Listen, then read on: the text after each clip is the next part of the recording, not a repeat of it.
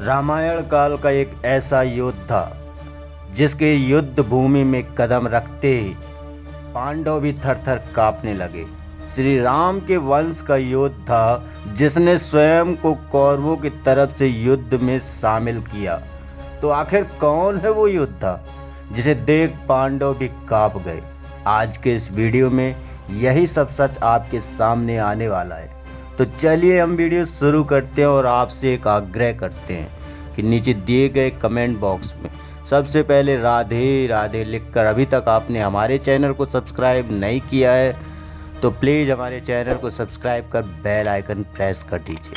त्रेता युग जहाँ पर रामायण घटित हुई, वहीं द्वापर युग जहाँ पर स्वयं विनाशकार महाभारत युद्ध हुआ। लेकिन दोनों में एक ही खास बात थी, दोनों ही धर्म की स्थापना के लिए लड़े गए थे और दोनों ही युगों में स्वयं भगवान विष्णु के ही अवतार ने जन्म लिया। यहाँ त्रेता युग में स्वयं भगवान श्री राम तो वहीं द्वापर युग में भगवान श्री कृष्ण। लेकिन क्या आप जानते हैं कि महाभारत के समय में जब युद्ध लड़ा जा रहा था तब स्वयं रामायण काल का एक योद्धा भी उस युद्ध में भागीदार हुआ था, यानी उसने भी महाभारत का युद्ध लड़ा था और वो कोई और नहीं बल्कि श्री राम के वंश का ही था।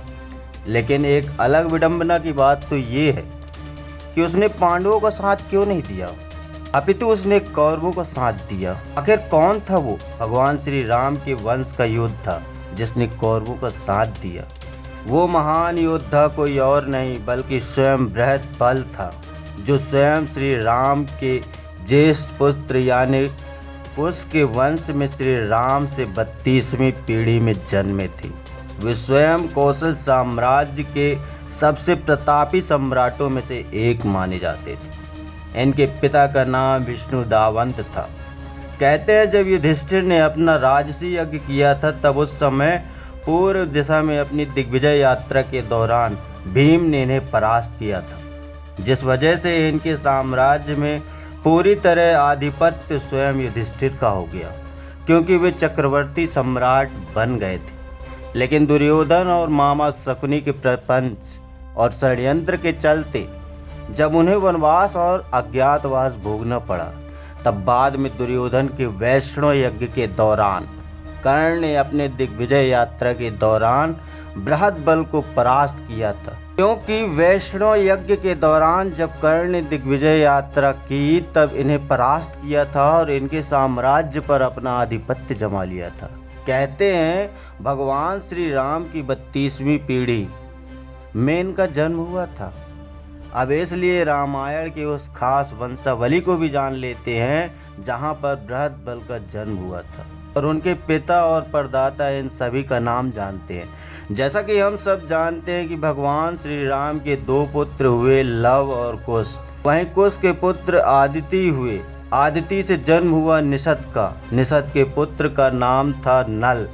नल के पुत्र नभस, पुंडरीक, क्षेमधनवा, देवानीक, अहिनगर, शंखनाभ, उग्ध, सल, दल, पारियात्र, रुरु, रूप, व्याधिताक्ष, विषबृहद, हिरण्यनाभ, पुण्य, ध्रुवसंधि, सुदर्शन, अग्निवर्ण, शीघ्र, मुरु, प्रसुश्रुत, सुगंधि, अमरस, महास्वन, विश्वस्तावंत और उनसे जन्म हुआ बृहद्बल का। ये श्री राम की 32वीं पीढ़ी में जन्मे थे। इनका वर्णन आपको पूरी तरह महाभारत और रामायण दोनों में भी मिल जाएगा।